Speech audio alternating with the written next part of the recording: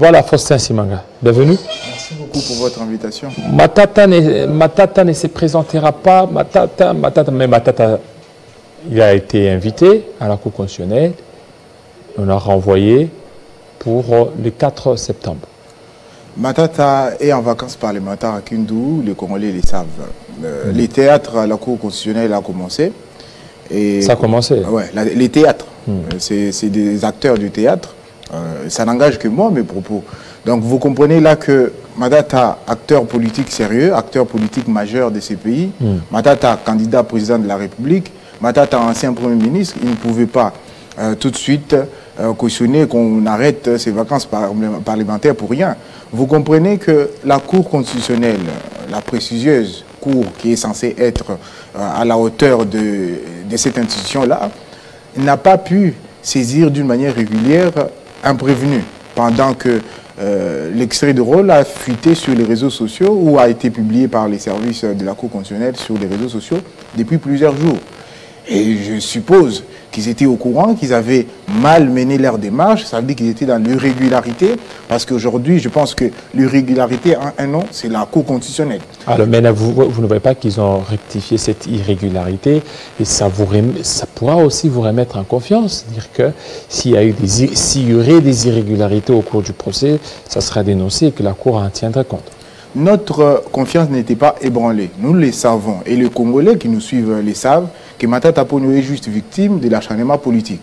Et l'irrégularité va aller dans l'irrégularité parce que déjà, le fait que cette affaire se retrouve encore devant le juge, c'est aussi les irrégularités. Et là, la première audience a démontré à tous les Congolais que c'est des irrégularités en irrégularité. Et je ne pense pas que le 4 du mois prochain, le mois de septembre, va pas nous donner encore beaucoup d'autres formes d'irrégularité que la juridiction pourra encore révéler. Vous comprenez là que nous suivons cette histoire, parce que je préfère l'appeler comme ça, comme un télénovelas. Et les Congolais qui sont en train de nous suivre, ils savent déjà que cette affaire n'a pas lieu d'être. Parce que Matata Ponyo a été déjà blanchi par la justice, la même cour, sous RP 001. Et je pense que les Congolais qui ont appris à être un peu juristes, parce qu'aujourd'hui, il y a les juristes des réseaux sociaux, les juristes journalistes, qui condamnent Matata sans avoir les mesures ou l'habilité de pouvoir le faire sur le média. Et vous comprenez que les journalistes s'improvisent même être, je ne vous attaque pas, rassurez-vous, mais c'est mis dans la peau du juge, et vous comprenez là que c'est du télénovelas. Matata Ponyo est en train de continuer ses vacances parlementaires et je suppose que d'ici la rentrée parlementaire prochaine, il sera au Sénat, il va venir un homme libre parce qu'il est en vacances, un homme libre, donc il n'y a pas de problème. Alors les 4, comment est le moral de votre leader? Comment il se comporte pendant ce temps? Et je suis sûr qu'il est en train d'écrire des belles réflexions pour le Congolais en ce moment parce qu'il a un temps de vacances. Pendant ses vacances, il ne part pas danser dans des églises comme on a vu au moins un juge de la cour danser dans les églises. C'est normal, c'est un pasteur. Non, mais vous savez... C'est un pasteur. Il loue les seigneurs comme le roi. N'oubliez pas que le roi David dansait. Non, mais je suppose qu'il pourra suivre la voie du Seigneur qui nous demande de vivre dans la vérité. Mais c'est ça. Mais voilà pourquoi il a reconnu cette irrégularité. Il a demandé à ce que ça soit renvoyé au 4. C'est ce qui montre qu'il est sur la bonne voie. Il connaît que la justice élève toute une nation. Et il prie, il craint les seigneurs. Donc vous êtes en train de nous dire là peut-être qu'il a découvert qu'il était dans l'irrégularité quand il arrivait devant sa table. Vous comprenez qu'ils non, ils ont constaté les irrégularités, c'est constaté sous les faits. Ils ont constaté l'irrégularité, ils ont demandé au greffier de pouvoir régulariser l'affaire. Espérons qu'ils vont régulariser, mais nous ne pensons pas qu'ils vont régulariser. Parce qu'au-delà de cette irrégularité-là, il y a d'autres régularités. Les faits qui se trouvent en train de juger aujourd'hui l'affaire Boukan-Alonso ou en train de vouloir juger Matata. Parce que la Constitution a été claire, la constitution actuelle dit qu'un ancien Premier ministre doit être poursuivi dans des conditions où il est encore à l'exercice de ses fonctions. Matata Ponyo n'est pas Premier ministre et le Premier ministre actuel est connu. C'est depuis 2016 que Matata Ponyo n'est plus Premier ministre. Et vous comprenez que c'est ses ambitions pour... Mais il parle au nom de la cristallisation des peines. Mais vous savez, je disais tout à l'heure qu'il y a des juristes de réseaux sociaux et vous comprenez qu'il y a des anciens juristes éminents qui se sont adonnés à des pratiques sur les réseaux sociaux pour dire tout et même perdre leurs étudiants.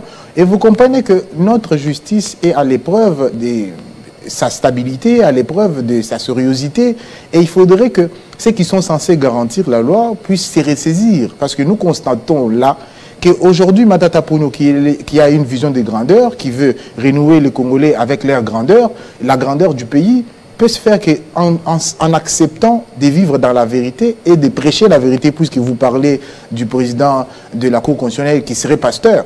Et nous voulons vérifier aussi... Qui est pasteur. Ah mais bon, je préfère utiliser le conditionnel non, parce il est pasteur. On est pasteur, oui, il faut pouvoir l'éprouver. Mais on le prouve, il a une église, Hosanna, je pense. Hosanna mais en fait, il y a beaucoup d'églises aujourd'hui, nous les savons, mais nous connaissons aussi comment les pasteurs sont partout et dans tout. Donc vous comprenez que la justice aujourd'hui peut révéler aussi la qualité des hommes d'église, les hommes de justice et les hommes tout court que nous sommes en tant que Congolais. Je n'attaque pas le pasteur, je suis aussi chrétien comme la plupart des Congolais. Vous comprenez que nous devons monter au-delà des intérêts politiques, comme visiblement les juges de la Cour constitutionnelle sont instrumentalisés par l'union dite sacrée. Vous comprenez que Matata Ponyo est candidat. Nous sommes focalisés, puisque vous avez posé la question si notre morale est comment. Notre morale est bon.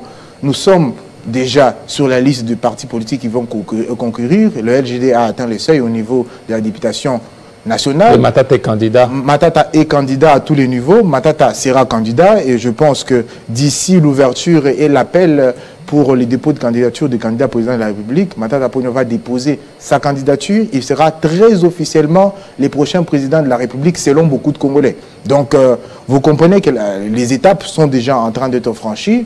On va déposer la candidature de l'honorable sénateur et ancien Premier ministre. Vous comprenez que les Congolais savent qu'il a le CV qu'il faut, il a le passé politique qu'il faut, il a l'avenir qu'il faut, il a les idées qu'il faut pour pouvoir renouer avec le destin de grandeur du Congo. Et les Congolais sont les Congolais qui aiment la grandeur et seul Matata aujourd'hui met sur la table les idées qui pourront permettre aux Congolais de renouer avec leur grandeur. Est-ce que vous ne voyez pas que le procès Boukangalonzo est venu mettre en lumière Matata Ponyo, est venu faire de Matata Ponyo un leader incontestable de la politique? Mais vous savez que Matata Ponyo, comme moi je considère Jésus, parce qu'on parlait tout à l'heure des milliers d'églises et autres, je considère Jésus comme le plus grand leader de tous les temps.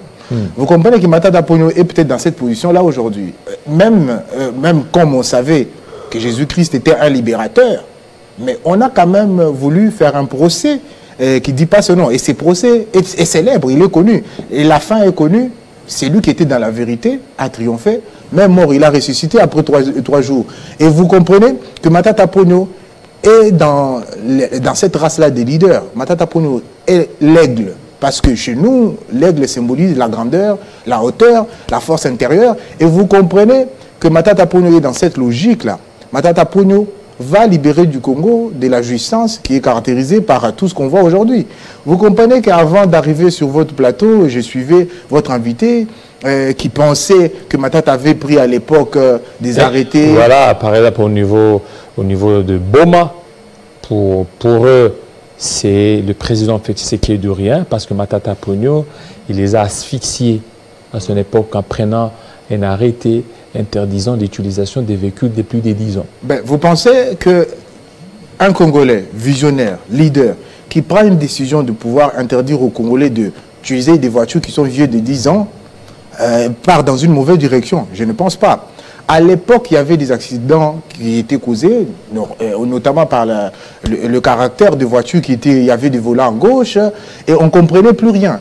Il a fallu que Matata Ponyo puisse se décider, en visionnaire, de pouvoir dire aux Congolais, vous voulez acheter une voiture, acheter des voitures neuves. Et à cette époque-là, les conditions macroéconomiques pouvaient permettre qu'un Congolais s'achète une voiture neuve.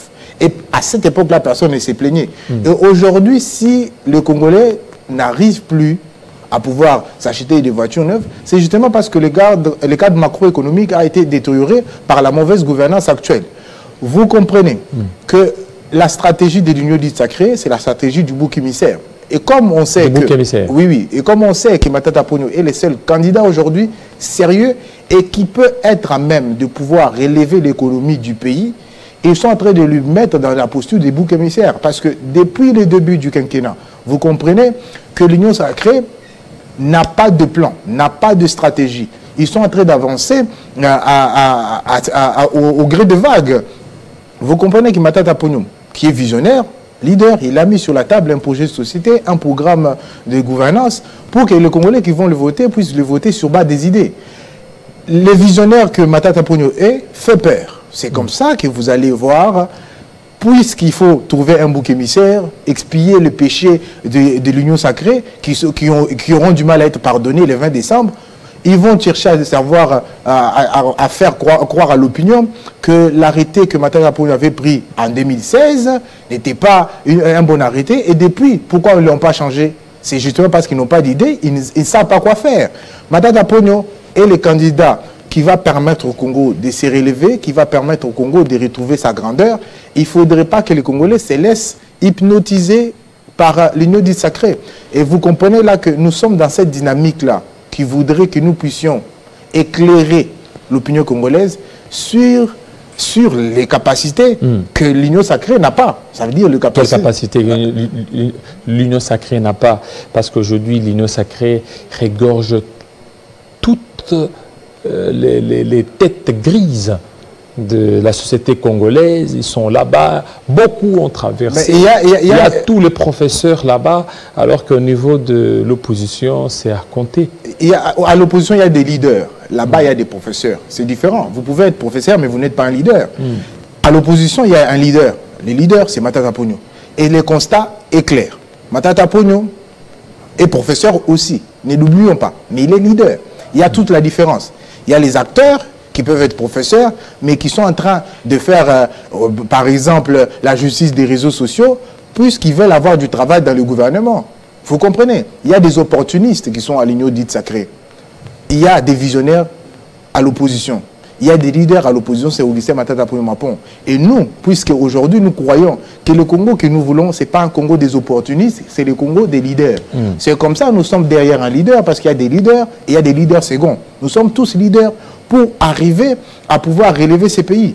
Et vous comprenez que Matata Ponyo, qui est en train de mener les bateaux du leadership et de la gouvernance de qualité, ces bateaux ne vont pas chavirer. Même si, aujourd'hui, on a du mal à le voir, que Matata Ponyo a été visionnaire, beaucoup plus tard, on va lui donner raison sur beaucoup de plans.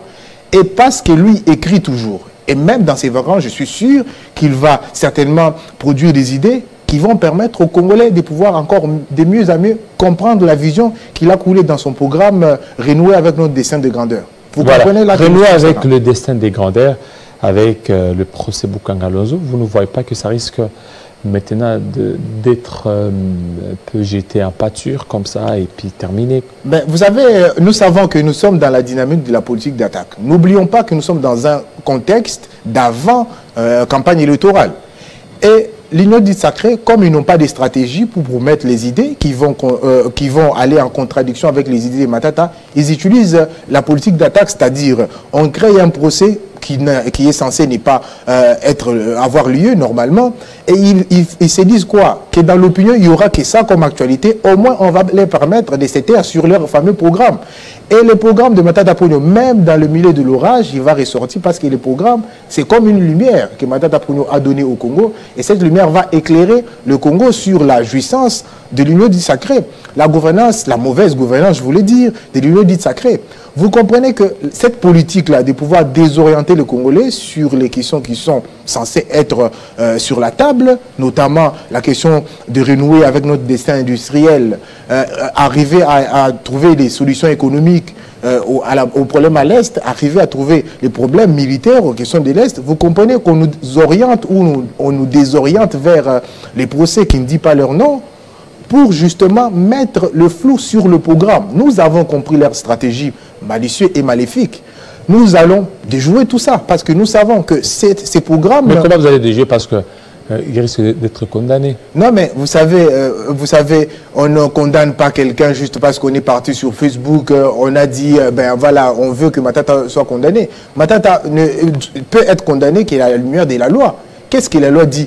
Puisque nous ne sommes pas juristes, nous ne pouvons pas entrer peut-être en train d'expliquer et s'improviser juriste. Nous croyons qu'il y a encore des juristes sérieux dans ce pays, notamment le professeur Nyabirungu, qui défend la vérité. Vous comprenez? Et celui-là, il va faire en sorte que la Cour constitutionnelle puisse revenir vers la vérité parce qu'ils se sont éloignés de la vérité. Nous allons, bien sûr, déjouer leur plan qui tente à pouvoir saper le programme de Matata Ponyo parce que Matata Ponyo a présenté un programme, parce qu'il est candidat, parce qu'il a les ambitions de gouverner ce pays. Il cherche à tout prix à le mettre dans des situations où il ne pourra pas être éligible. Mais c'est déjà perdu d'avance. Nous serons en train de déposer nos candidatures. Et on ne l'a pas oublié, la candidature sera déposée les 2, parce que c'est ce jour-là qui est prévu par la CENI. Ah, les 2? Oui, les 2 du mois prochain, parce que la CENI a prévu dans son calendrier. Le premier ça sera le premier? Ça sera le premier. Le premier. Merci pour la précision. Les 2, ça sera samedi? Ben voilà, ça sera samedi, le premier. Et vous comprenez... Il dépose la candidature, le 4, il va... à la Cour constitutionnelle? Mais vous savez, il va aller en homme libre s'il décide d'y aller parce qu'on ne va pas le contraindre, il n'y a pas de mesure pour le contraindre. Les Congolais les surveillent et les Congolais les protègent. Nous savons que les manœuvres qui sont en train de concocter dans leur laboratoire noir, la vérité va ébranler tout ça. Et leur stratégie maléfique va s'écrouler comme un château de sable parce qu'il s'est reposé sur rien. Vous comprenez qu'on est serein, on parle aisément, justement parce que nous savons que derrière la Cour constitutionnelle, il y a la stratégie de l'instrumentalisation de la justice commandée par l'Union dite sacrée. Comment vous justifiez qu'au sortir d'une réunion, avec toutes les institutions, on relance le procès? Donc les Congolais peuvent réfléchir et les Congolais peuvent lire entre les lignes que Matata Ponyo est le candidat qui fait peur à l'Union sacrée, qui fait peur au président actuel, parce que s'il veut réellement pouvoir affronter dans des prochains débats, puisque nous aimerions aussi que ces élections puissent avoir un débat sérieux entre le candidat président de la République. Pour fuir les débats, pour fuir l'échange des idées, il cherche à ce que Matata Ponyo, qui est fort dans les idées, qui est fort dans la pensée, qui est fort dans la gestion, ne puisse pas être dans leur couloir parce qu'il va risquer de pouvoir mettre à nu leur incapacité dans la gouvernance. Vous comprenez? Matata Ponyo, c'est vraiment les leaders. On ne le dit pas parce que nous sommes du parti politique du LGD. On le dit parce que nous avons cru que le Congo peut se développer que par le leadership et la gouvernance de qualité. C'est comme ça qu'on le dit. On le parle avec conviction, avec détermination, parce que nous savons qu'au-delà de l'homme Matata, il y a les idées. Au-delà de l'homme Matata, il y a la compétence. Au-delà de l'homme Matata, il y a le sérieux. Au-delà de l'homme Matata, il y a la ponctualité. Au-delà de l'homme Matata, il y a des réalisations. Il y a Transco, il y a Congo Airways, il y a l'ERCA. Donc, je peux bien citer, et aujourd'hui, si le Premier ministre actuel était en face de nous, il ne pourra pas me citer 4 réalisations. Merci. Merci beaucoup à vous, Faustin Simanga, de votre passage. Merci beaucoup pour votre invitation. Nous vous aurons de temps en temps pour parler. Surtout que c'est un dossier en rebondissement. On va recevoir un dernier invité. C'est une dame. On va parler de la culture tout de suite.